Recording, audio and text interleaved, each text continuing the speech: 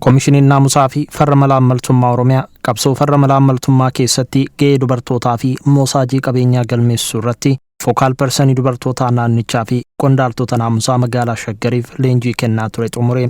Leenjichi guyyoota lamaan darbaniif dhimmoota malaammaltummaa hir'isan itti fayyadama teeknooloojii fi safuuf aadaa Oromoo irratti xiyyeeffachuun kennamaa kan turedha. Koomishinarri Koomishinii naamusaa fi farra malaammaltummaa Oromiyaa obbo Abdallaa Ogatee malaammaltummaa ittisuun dirqama lammii hundaa ta'uu ibsaniiru.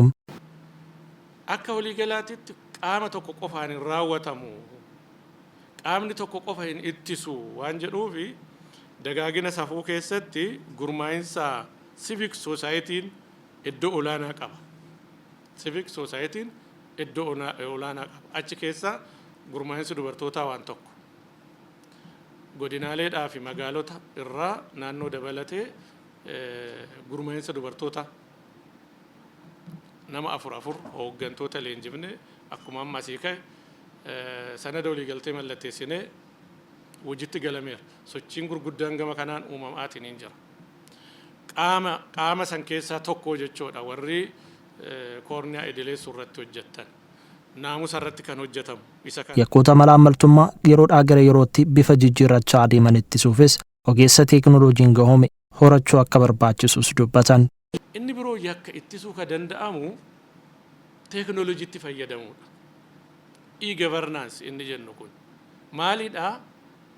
Tajaajilli mootummaan kennu hundinuu tuttuqqarraa bilisa ta'uu qabaadha. Even amma biizinesiin hojjennu, daldalli hojjennu digital ta'aa jira. Digital ID'n waan guddaadha. Gaafa karaa guutuu ta'e inni jirra oole waanuma tajaajila manneen hojii mootummaa qofa keessatti hojjetamu namni malaammaltummaa se'a.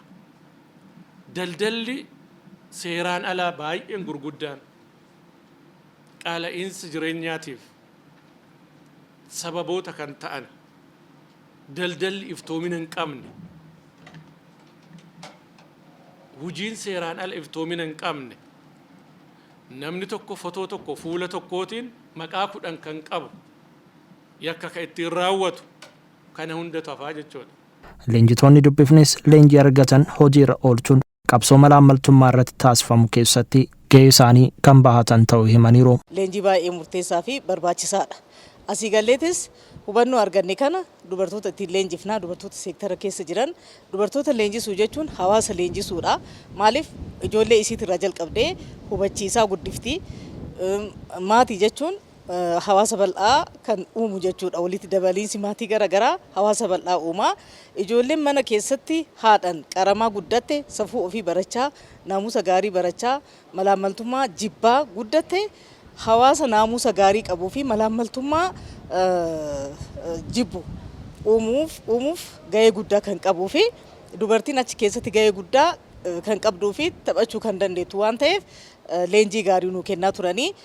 Ogeessonni idileessa koorniyaa seektaroota hundarraa akka Oromiyaatti walitti qabaman kana hundi isaaniitu gaafa mana isaanii hojii mana isaaniitti galanii hojjetanii hojii isaanii abbummaadhaan hamma gajjallaatti hamma aanaatti hamma hawaasa guddaatti gadi bu'ee hojiin kun akka hojjetamu ergaa guddaa waan qabuudha waan ta'eef dubartoonnis dhimma kanarratti gahee guddaa shoora guddaa taphatu waan ta'eef kanuma irratti bu'uureffatamee leenjiin kennameedha.